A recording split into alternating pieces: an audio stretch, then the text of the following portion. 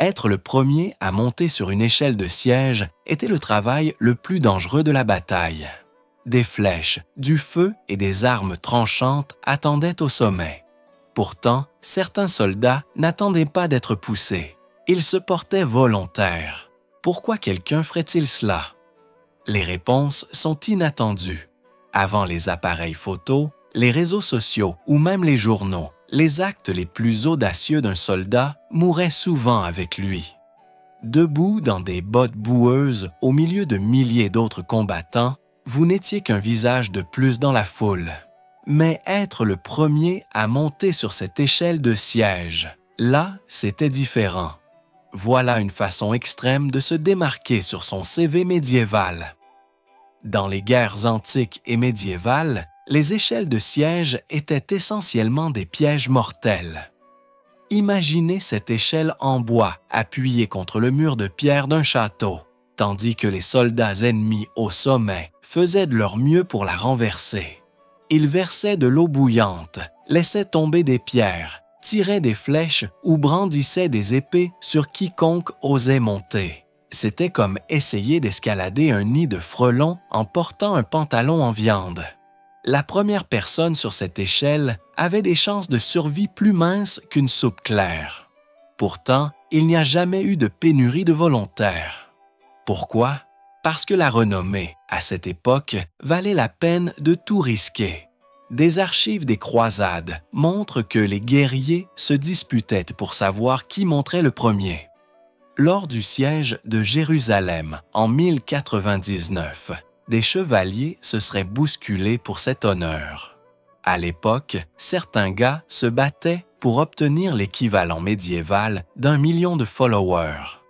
Un récit français parle d'un soldat nommé Bernard, qui fut le premier à franchir le mur lors du siège d'un château.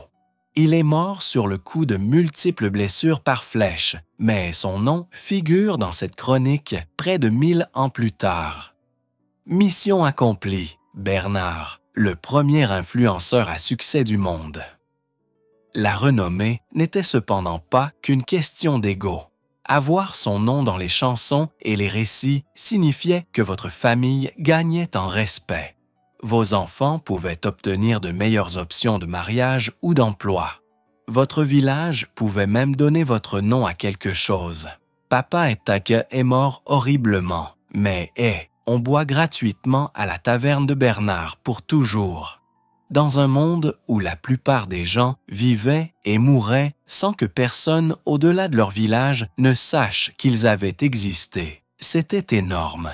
Certains soldats portaient des souvenirs de chez eux, un ruban, une mèche de cheveux, pour que les témoins puissent les identifier s'ils atteignaient le sommet avant de tomber. D'autres s'assuraient de porter une armure ou un casque distinctif pour que les survivants puissent rapporter exactement qui était ce brave fou sur l'échelle. Souvenez-vous de moi comme du gars au casque rouge vif étaient souvent les véritables dernières paroles de quelqu'un.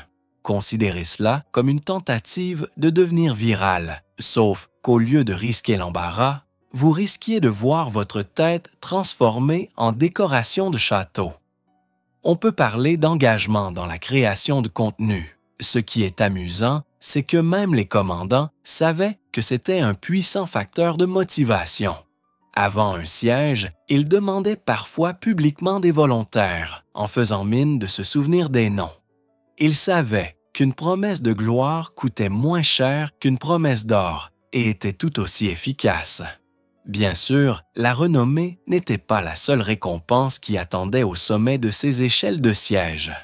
Il y avait parfois quelque chose de bien plus immédiat et brillant à considérer.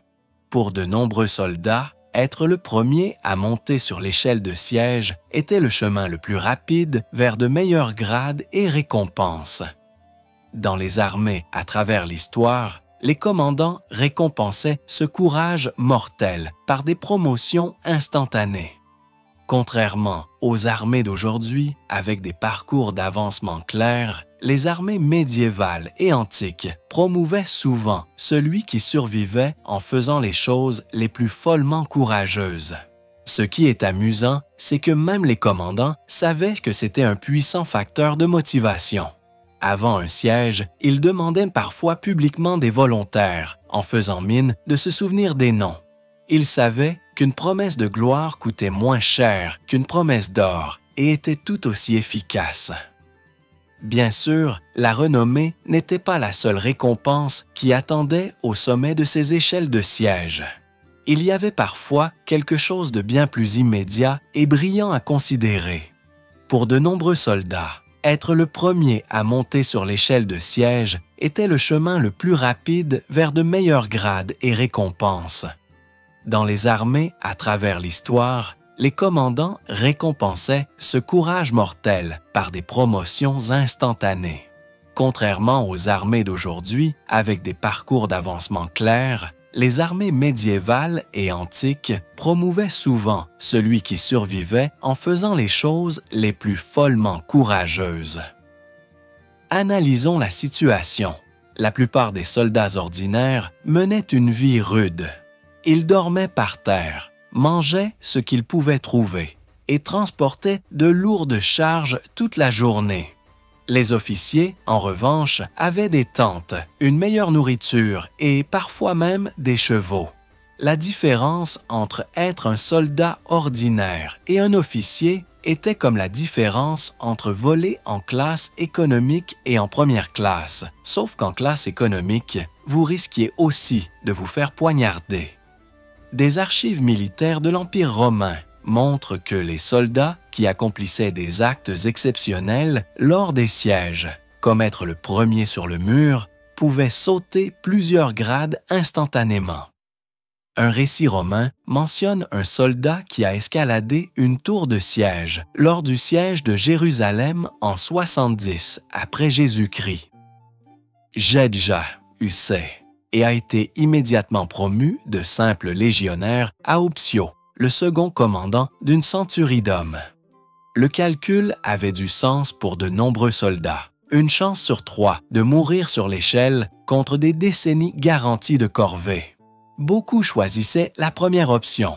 Leur raisonnement, mourir en anonyme ou tout risquer pour une chance de devenir quelqu'un de mieux. En Europe médiévale, les récompenses étaient encore meilleures. Les chevaliers et les hommes d'armes qui menaient les charges pouvaient recevoir des terres et des titres. Pendant la guerre de 100 ans entre l'Angleterre et la France, les archers anglais, qui faisaient preuve d'une bravoure exceptionnelle lors des sièges, recevaient parfois de petites propriétés, transformant de simples archers en propriétaires terriens du jour au lendemain. Ce qui rendait l'escalade de l'échelle de siège particulièrement attrayante, c'était sa visibilité. Tout le monde voyait qui passait en premier. Votre commandant ne pouvait pas nier votre bravoure plus tard. C'était l'équivalent médiéval d'obtenir la promesse de promotion de votre patron par écrit. Sauf que le papier était imbibé de votre propre sang. Les armées de l'époque n'avaient pas de département des ressources humaines ou de comité de promotion. Ce qu'elles avaient, c'était le chaos. Et dans ce chaos, les gestes audacieux se démarquaient. Les commandants avaient besoin de gens en qui ils pouvaient avoir confiance pour mener des missions dangereuses. Et quelle meilleure preuve de courage que de regarder quelqu'un escalader un mur sous une pluie de flèches. Les récompenses ne s'arrêtaient pas à un grade supérieur. Les soldats promus recevaient une meilleure solde, de meilleures armes, des tâches moins pénibles et plus de repos. Certaines armées donnaient même des écussons spéciaux ou des décorations de casques aux soldats qui avaient été les premiers sur les murs. Ces marques signifiaient un respect instantané de la part des camarades et la peur chez les ennemis. Pour de nombreux soldats issus de milieux pauvres, l'armée était leur seule voie d'ascension sociale.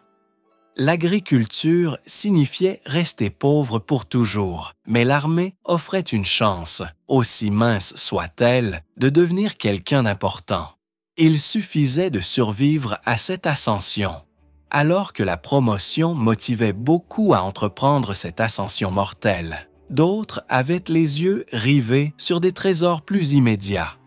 L'or, l'argent Les épices et les bijoux, ces trésors, attendaient à l'intérieur des murs de la ville. Et les premiers soldats à percer un siège avaient le premier choix des butins. Cette règle du premier arrivé, premier servi, a poussé de nombreux hommes à monter sur ces échelles mortelles quand rien d'autre ne le pouvait. La plupart des soldats, à travers l'histoire, recevaient peu ou pas de solde régulière. Au Moyen Âge, un simple fantassin pouvait gagner à peine 3 ou 4 deniers par jour, à peine de quoi s'acheter un repas décent. Mais le butin d'une ville conquise, cela pouvait assurer l'avenir de quelqu'un. Lorsque les croisés prirent Jérusalem en 1099, les soldats qui atteignirent la ville, les premiers, s'emparèrent d'immenses richesses. Un chevalier aurait trouvé suffisamment de pièces d'or dans une seule maison pour acheter un château chez lui. La richesse à l'intérieur des villes conquises pouvait être stupéfiante. Tout, des coupes en or aux tapisseries de soie, en passant par des épices exotiques valant plus que leur poids en argent. Première brèche, premier choix n'était pas qu'un dicton, c'était pratiquement gravé sur chaque échelle de siège. Les commandants militaires reconnaissaient officiellement cette règle, sachant qu'elle motivait leurs hommes mieux que n'importe quel discours sur le devoir ou l'honneur. Le calcul était simple. Attendez dans la file avec tout le monde et vous aurez les restes, des poteries brisées et des boîtes vides. Montez le premier sur le mur et vous pourriez trouver le trésor avant tout le monde. Le risque contre la récompense dans sa forme la plus élémentaire. Lors du siège de Constantinople en 1204, les premiers croisés à entrer dans la ville trouvèrent des trésors qui avaient été cachés pendant des siècles. Certains soldats sont devenus si riches en une seule journée de pillage qu'ils n'ont plus jamais eu à travailler. Un récit décrit un simple fantassin qui est passé par une fenêtre au début de la brèche et a découvert un coffre de bijoux qui l'a rendu plus riche que le chevalier qu'il servait. Tout le butin n'était pas de l'or et des bijoux. Les armes et armures capturées étaient également très prisées. Le bon acier coûtait cher. Et prendre l'épée ou le bouclier, bien ouvragé d'un ennemi, évitait à un soldat d'avoir à acheter les siens. Les premiers hommes à entrer dans une ville revendiquaient souvent les meilleures armes des armureries avant qu'elles ne soient pillées. Même la nourriture comptait comme un trésor lors de longues campagnes. Les villes assiégées avaient généralement des stocks de céréales, de vin et de viande conservée. Un soldat affamé pouvait risquer la mort par flèche juste pour avoir la chance de manger quelque chose qui n'était pas les rations de l'armée, qui, à travers l'histoire, se sont constamment classés quelque part entre à peine comestibles et peut-être même pas de la nourriture. Bien sûr, de nombreux soldats qui ont grimpé pour l'or n'ont jamais vécu pour le dépenser, mais l'espoir est une force puissante. Chaque homme qui attrapait cette échelle pensait « D'autres sont morts, mais je serai le chanceux qui s'en sortira. » Alors que les rêves de richesse poussaient beaucoup à monter sur ces échelons en bois, d'autres grimpaient pour des raisons que l'argent et les trésors ne pouvaient expliquer. Après tout, tous les soldats n'étaient pas motivés par ce qu'ils pourraient trouver dans le coffre-fort de l'ennemi. Se porter volontaire n'était pas toujours une question de gloire. C'était de la loyauté. Les unités militaires, à travers l'histoire, ont formé des liens plus forts que la famille. Ces liens ont poussé de nombreux soldats à monter sur les échelles de siège lorsque leurs amis faisaient les premiers pas. Les légions romaines s'entraînaient, mangeaient, dormaient et combattaient en tant qu'unité pendant des années. Leur mot latin « contubernium » décrivait l'escouade de 8 hommes qui partageaient une tente et tous les aspects de la vie quotidienne. Lorsqu'un homme d'un tel groupe se portait volontaire pour grimper, les autres suivaient souvent sans hésitation. Des récits historiques du siège romain de Massada montrent des escouades entières se portant volontaires ensemble, plutôt que de laisser un seul homme affronter le danger seul. Les unités militaires médiévales suivaient des schémas similaires. Les chevaliers, qui s'entraînaient ensemble depuis l'enfance, créaient des groupes de combat appelés conrois, où chaque membre jurait de protéger les autres. Ces chevaliers prenaient littéralement une flèche l'un pour l'autre. Non pas parce qu'ils étaient de gentils garçons, mais parce que trouver des amis décents dans les années 1200 était encore plus difficile que de trouver un Wi-Fi fiable dans un café aujourd'hui. La plupart des armées ont développé des traditions autour de ces fraternités. Les guerriers vikings croyaient que mourir aux côtés de ses frères d'armes signifiait festoyer ensemble au Valhalla. Les samouraïs insistaient sur une loyauté absolue envers leurs compagnons guerriers, au-dessus de la sécurité personnelle. Les janissaires turcs, troupes d'élite de l'Empire ottoman, dormaient dans les mêmes casernes depuis l'enfance et considéraient leur unité comme leur seule famille. Des archives militaires des années 1400 montrent que lorsque les commandants demandaient des grimpeurs d'échelle, des groupes entiers se présentaient souvent ensemble. Une chronique française décrit 5 soldats qui avaient combattu ensemble pendant 7 ans, se portant volontaires comme une unité complète. 4 sont morts sur l'échelle, mais ils sont morts ensemble. Cette fraternité est parfois devenue une politique militaire officielle. Les Spartiates associaient notoirement les soldats en binôme de combat, créant des équipes de 2 hommes incassables. Si votre partenaire grimpait à l'échelle, vous grimpiez aussi, sans poser de questions. Cette pratique s'est étendue à de nombreuses armées grecques où les pairs de combat étaient appelés hénioques et parabates, littéralement le cocher et le combattant qui se tient à ses côtés. Au-delà des structures de militaires formelles, la simple amitié a poussé de nombreux volontaires. Les lettres envoyées par les soldats à leurs familles à travers l'histoire mentionnent à plusieurs reprises le désir de ne pas paraître lâche devant ses amis comme motivation pour des actes dangereux. Dans une collection de lettres de champs de bataille médiévales, la phrase « Je ne pouvais pas le laisser y aller seul » apparaît plus que toute autre explication de la bravoure. Cette loyauté n'était pas seulement émotionnelle, elle était pratique. Les soldats qui se faisaient en confiance survivaient mieux. Combattre aux côtés de quelqu'un qui connaissait vos forces et vos faiblesses améliorait les chances de tout le monde. Avoir un ami de confiance à ses côtés sur le champ de bataille, c'était comme avoir un correcteur automatique pour le bras de votre épée, arrêtant les erreurs avant qu'elles ne deviennent fatales. Alors que la fraternité poussait de nombreux vétérans chevronnés à monter sur ces échelles mortelles, quelque chose de tout à fait différent motivait certains des plus jeunes soldats. De nombreux volontaires pour les échelles de siège étaient des adolescents essayant de faire leurs preuves.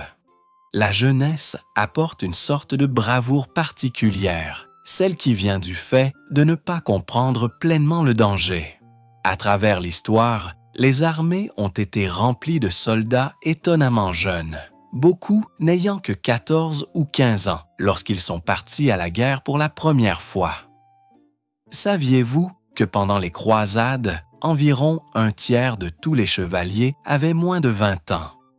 Les archives militaires médiévales montrent que ces jeunes chevaliers se portaient volontaires pour des tâches dangereuses à un taux 2 fois plus élevé que les combattants plus âgés et plus expérimentés.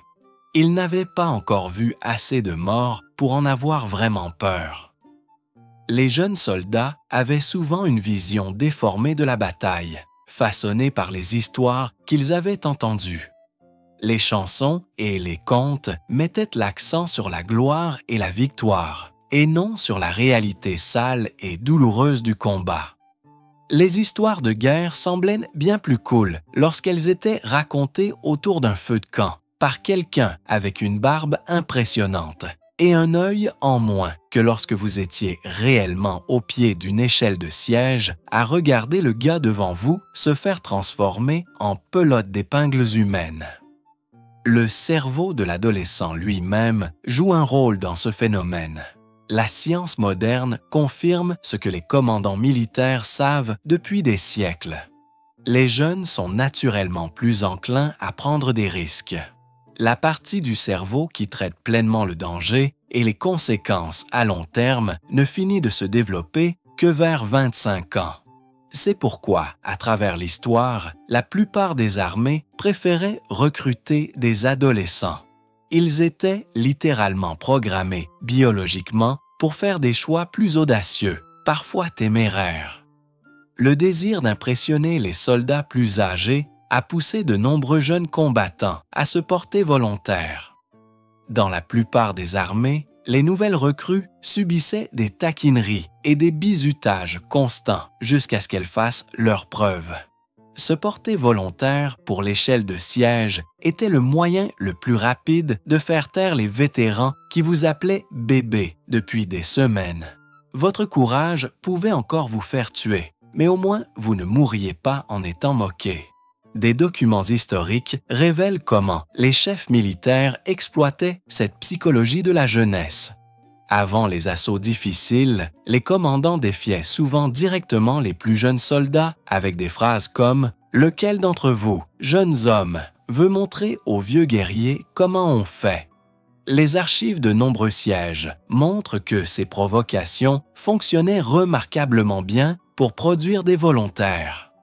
Pour les adolescents, loin de chez eux, l'armée devenait également une famille de substitution, avec les commandants comme figure paternelle. Le désir d'obtenir l'approbation de ces figures d'autorité a poussé de nombreux jeunes soldats à prendre des risques insensés. Obtenir un signe de tête respectueux de votre vieux capitaine grisonnant était meilleur qu'un million de « j'aime » sur le TikTok médiéval. Le statut parmi les pairs comptait énormément aussi.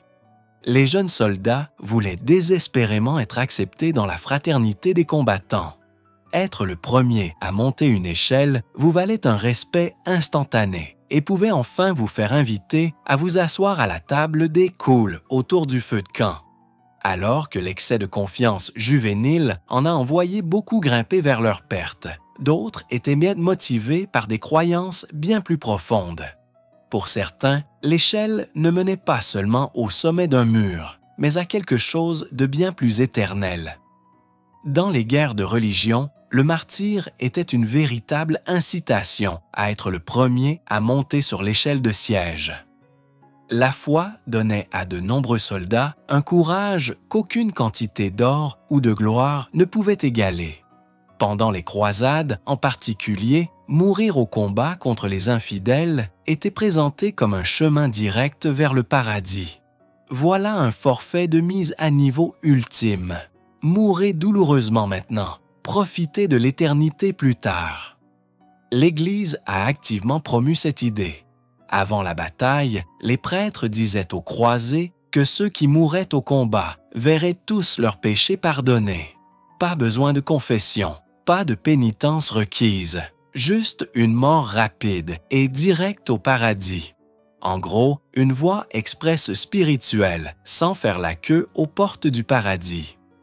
Le premier, laissez-passer, coupe-fil du monde, avait un prix assez élevé. Les archives historiques de la première croisade montrent à quel point cette motivation était puissante. Lorsque les armées chrétiennes ont attaqué Jérusalem en 1099, les soldats se seraient battus pour savoir qui monterait le premier sur les échelles de siège, croyant que le martyr là, dans la ville sainte, avait une valeur spirituelle particulière. Plus la mission était dangereuse, plus la récompense céleste était grande. L'emplacement, l'emplacement, l'emplacement. Même dans le martyre, l'immobilier a son importance. Ce n'était pas unique au christianisme. Les guerriers musulmans de la même période croyaient que mourir en défendant ou en reconquérant des lieux saints garantissait l'entrée au paradis. Le terme arabe « shahid » désignait les martyrs morts au combat, et les récits des deux côtés de ces conflits décrivaient des combattants qui ne semblaient pas craindre la mort. Les textes religieux étaient souvent lus aux troupes avant la bataille. Ces lectures se concentraient sur les héros qui s'étaient sacrifiés et avaient été récompensés dans l'au-delà. Les commandants savaient que les soldats qui craignaient le jugement divin plus que les épées ennemies faisaient d'excellents volontaires pour les missions suicides. Les préparatifs physiques étaient tout aussi importants que les préparatifs spirituels. Avant un siège, les soldats religieux jeûnaient souvent, priaient et confessaient leurs péchés. Beaucoup faisaient bénir leurs armes et leur armure par un prêtre ou un saint homme. Certains portaient même de petits talismans religieux ou avaient des prières écrites sur du parchemin cousu dans leurs vêtements. De nombreuses échelles de siège recevaient également des bénédictions spéciales. Les prêtres les aspergeaient d'eau bénite et disaient des prières demandant la protection divine pour les grimpeurs. Dieu n'arrêtait peut-être pas les flèches, mais une échelle bénie était censée être plus solide. Bien que, comme l'a noté une chronique médiévale, le Seigneur aide ceux qui grimpent vite. Les prêtres médiévaux, les premiers coachs de motivation de l'histoire. Ce courage fondé sur la foi avait une valeur militaire mesurable. Des récits contemporains décrivent comment les forces adverses étaient parfois terrifiées par des attaquants qui semblaient n'avoir aucune peur de la mort. Les défenseurs turcs d'Antioche auraient abandonné leur poste face à des croisés qui continuaient à grimper malgré de lourdes pertes, convaincus qu'ils affrontaient des hommes protégés par des pouvoirs surnaturels. Pour de nombreux soldats ordinaires issus de milieux profondément religieux, le choix semblait simple, mourir dans son lit des années plus tard avec un destin spirituel incertain, ou mourir glorieusement au combat avec une place garantie au paradis. Présentée de cette façon, l'échelle de siège ne semblait pas si effrayante. Alors que la foi poussait beaucoup vers le martyre, d'autres émotions puissantes poussaient les soldats à se porter volontaires. Certains sentiments brûlaient, encore plus fort que la ferveur religieuse, transformant la peur en quelque chose de bien plus dangereux. Certains hommes avaient perdu leur famille ou leur maison à cause de l'ennemi. Se porter volontaire pour passer en premier ressemblait à de la justice, pas à un risque. La colère transformait la peur en action. Elle brûlait plus fort que l'hésitation. Les archives historiques de la guerre de Cent Ans montrent que les soldats dont les villages avaient été incendiés par les forces ennemies se portaient volontaires à un taux 4 fois plus élevé que les autres troupes. Leur raisonnement était simple. Quand on a tout perdu, on n'a plus rien à perdre. Pendant la Reconquista, en Espagne, les soldats chrétiens qui avaient vu les forces musulmanes prendre leurs terres des années auparavant montaient sur les échelles avec une telle férocité que les chroniqueurs arabes les décrivaient comme possédés par des démons. Ce n'étaient pas des guerriers professionnels, mais des fermiers et des artisans poussés par le souvenir de leur maison perdue. La vengeance est la boisson énergétique originelle. Pas besoin de sucre, juste une haine pure et brûlante pour vous faire continuer à monter cette échelle quand le bon sens vous dit de courir dans l'autre sens. Le désir de vengeance a créé certains des grimpeurs d'échelle les plus déterminés de l'histoire. Dans un récit des croisades, un chevalier dont le frère avait été exécuté par les défenseurs d'une forteresse a refusé 3 ordres de se retirer d'une échelle de siège. Bien que blessé par 5 flèches, il a continué à grimper jusqu'à atteindre le sommet où il a tué 7 défenseurs avant de s'effondrer. Les chefs militaires reconnaissaient le pouvoir des rancunes personnelles. Pendant les guerres d'Italie des années 1400, les commandants propageaient délibérément des histoires sur les atrocités ennemies avant les sièges, exagérant souvent les incidents pour attiser la soif de vengeance parmi les troupes. Les soldats en colère grimpent plus vite et craignent moins. Les soldats normaux pouvaient grimper à une échelle jusqu'à ce que le gars devant se fasse tuer, puis décider que le service de garde semblait finalement assez attrayant.